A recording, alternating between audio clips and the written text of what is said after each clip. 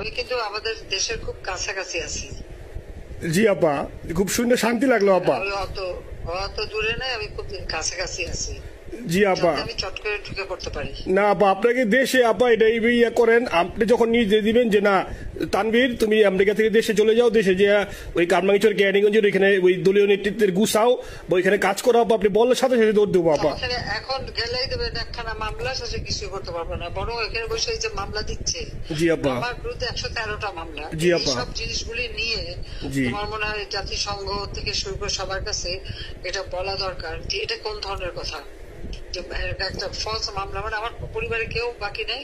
জি আপা, যারা বিদেশে চাকরি করে জি আপা, সবার নামে মামলা। জি আপা, সবার নামে মামলা দিয়েছে আপা। হয়রানি করার জন্য জি, যারা হিউম্যান রাইটস এর কথা বলতো, যারা অপোজিশন স্পেস দেওয়ার কথা বলতো, তারা কই?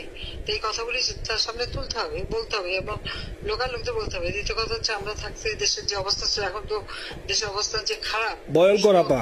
আবার সেই দরিদ্র সীমার নিচে চলে যাচ্ছে, মানুষের খাবার নাই, সব বন্ধ করে দিচ্ছে। জি আপা, আর সব টাকা লুটে খাচ্ছে, ব্যাংকের টাকা সব লুটে খাচ্ছে। জি আপা, আপা আপনি আপা যে দেখেন, আপনি দেখেন আপা মিডিয়া কতটুক অন্ধকার আপা। দেখেন আপনার বিরুদ্ধে যে অভিযোগটা আনছে ওই যে রাশিয়ার রূপপুর পারমাণবিক কেন্দ্রে, যেখানে রাশিয়া সরাসরি বলছে এমন কোনো ঘটনা ঘটে নাই, ওইটা ওরা প্রচার করে না আপা, ওইটা ওরা প্রচার করে না। না করলো তাতে কিচ্ছু আসে যায় না। শোনো, মানুষ যদি গাধা হয় আমার কিছু বলার নাই। 13 বিলিয়ন ডলারের থেকে যদি আমি 500 নিয়ে নিই তাহলে এটা হাস্যকর ব্যাপার আপা।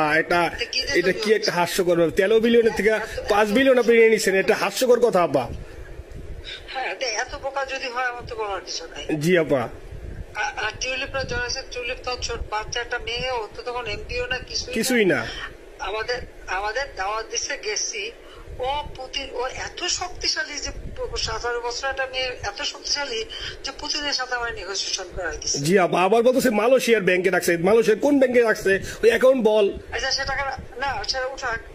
জি আপা, জি আপা, খোঁজ মালয়েশিয়া ব্যাংকে খোঁজ করলে তো কোকো টার্গেটটা পাওয়া যাবে, কারণ আমরা কোকোর টাকা উদ্ধার গোটা সিঙ্গাপুর থেকে। জি আপা, আনছেন তো আপনি ব্যাক করে। হ্যাঁ, সেটা বলা উচিত, তোমাদের লেখা উচিত যে কারা মানি লন্ডারিং করে। আপা আমি ফেসবুকে যেভাবে ইন্ডিভিজুয়ালি আপা, আপনি আসলে ফেসবুক তো চালান না বা দেখেন না, ইন্ডিভিজুয়ালি ফেসবুকে আমি যেভাবে, জি আপা আমি জানি আপা, আমি ইন্ডিভিজুয়ালি যেভাবে ফেসবুকে আপা লেখালেখি করতেছি, আপনার কাছে যদি কোনোদিন আল্লাহ তাআলা আপনার কাছে নিয়ে যায়, সরাসরি দেখাইতে পারি আপা, আপনি আমার বুকে জড়াই ধরবেন আপা, এত বলতে পারি আপা। নাইসলি লিখতেছি আপা। একটা কথা তোমাদের জানা রাখি, জি আপা, যে এখন খুব লাভাচ্ছে যে কারা মানি লন্ডারিং করছে। জি, গ্রামীণ ব্যাংকের যত টাকা, জি এই এত বছরে, জি আপা, কিন্তু গ্রামীণ ব্যাংক প্রতিষ্ঠা করেনি। জি আপা, গ্রামীণ ব্যাংক প্রতিষ্ঠা করছে এরশাদ। জি আপা, চাকরি দিচ্ছিল এমডির পদে। জি আপা, এমডির পদের থেকে গ্রামীণ ব্যাংকের 26,000 কোটি টাকা সে মানি লন্ডারিং করে বিদেশে নিয়ে গেছে। জি আপা, 26,000 কোটি টাকা। জি, যা দিয়ে সেই যে বিদেশে সোশ্যাল বিজনেস, অমুক যত বিজনেস সব কত টাকা পায় থেকে। আপা এটা তো আপা দেশের মানুষ বুঝতেছে আপা, আপনি বিশ্বাস করেন আপা, দেশের মানুষ হারে হারে বুঝতেছে আপা।